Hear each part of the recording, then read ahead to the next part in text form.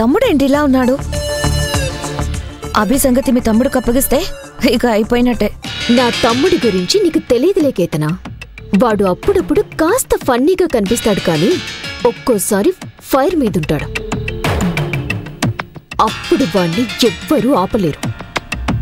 అభిని ఖచ్చితంగా వాడే అడ్డు తొలగిస్తాడు చూడు. మీ తమ్ముడు ఏదో ఒకటి చేసేలోపు మనమే అభిని ఏదో ఒకటి చేయాలి. లేకపోతే దానికి రోజు రోజుకి నెత్తి కొమ్ములు మొలుస్తాయి.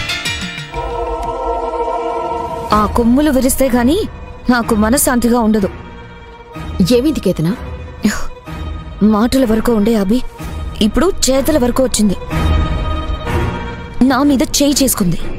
ఏంటి? నీ మీదే చేయి చేసుకుందా? అవును.